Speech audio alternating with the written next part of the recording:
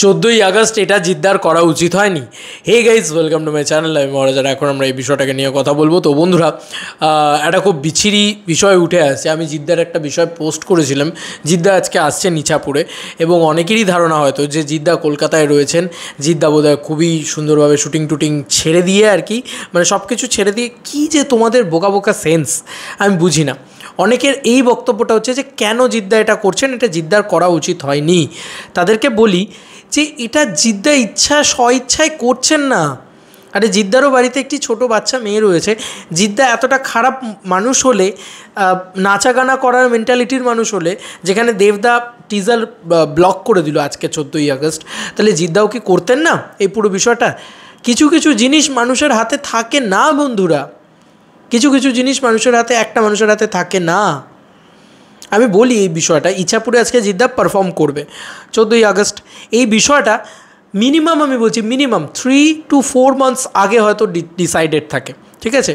তো এটা কিছু করার নেই, এটা এই মানুষটার হাতে কিছু নেই।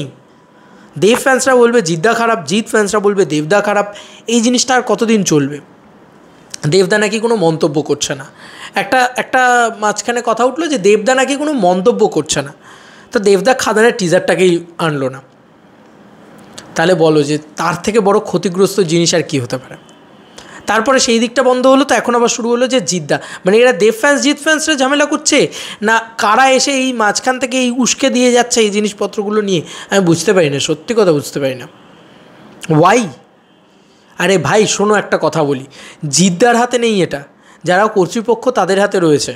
তারা যদি প্রোগ্রামটাকে বাতিল না করতে চায়, জিদ্দা একটা অর্থ নিয়েছে, এবার জিদ্দা যদি সেখানে না যায়, সেটা তো চুক্তিবদ্ধ হয়ে রয়েছে, যেতেই হবে জিদ্দাকে ওখানে।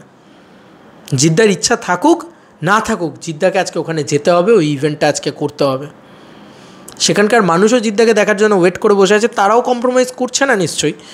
প্রত্যেকটা ওখানকার যারা মানে এই পুরো বিষয়টা অর্গানাইজার আছে, তারা যদি পুরো বিষয়টাকে বাতিল করতো, তাহলে কিন্তু এই জিনিসটা হতো না বন্ধুরা। জিদ্দা কিন্তু বম্বে থেকে শুটিং করে এসে এই পুরো বিষয়টা করে আবার শুটিং করতে যাবেন, ঠিক আছে? তাই অনেকেরই ধারণা যে কলকাতায় থেকে আরজি করের এই ঘটনাটা, আমি দেখছিলাম, আমি যেটাতে শেয়ার করেছি সেখানে অনেকে বলে যে এটা না করলেই নয়।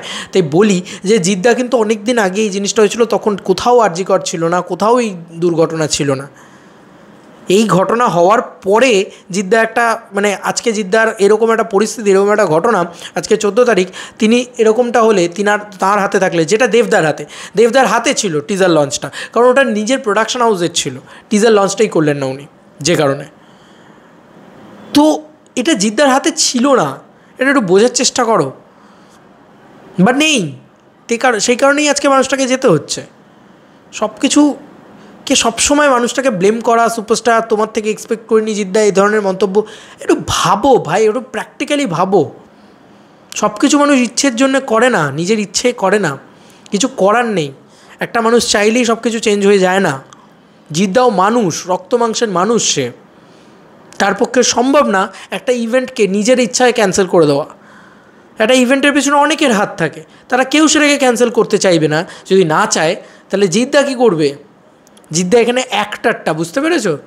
আসলে হচ্ছে প্রডিউসার্স, যারা পয়সা দিয়েছে, যারা ওই ইভেন্টটা অর্গানাইজ করেছে, তারা কি কেউ ক্যান্সেল করতে চাইছে? সবথেকে বড় কথা এটা। তাই জিদ্দাকে গিয়ে ওখানে অভিনয়টা করতে হবে, আজকে জিদ্দার মন না চাইলেও করতে হবে। তাই please don't do that. Please জিদ্দাকে ছোট করো না, প্লিজ জিদ্দাকে খারাপ বলো না।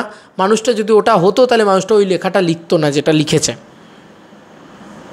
যাই হোক, এই ছিল এখনকার মতো ভিডিও। তোমাদের কার কি মতামত এন্টায়ার ভিডিওটাকে নিয়ে জানিও কমেন্ট সেকশনে। চলো বন্ধুরা, নতুন কোনো ভিডিওতে দেখা হবে। Bye bye.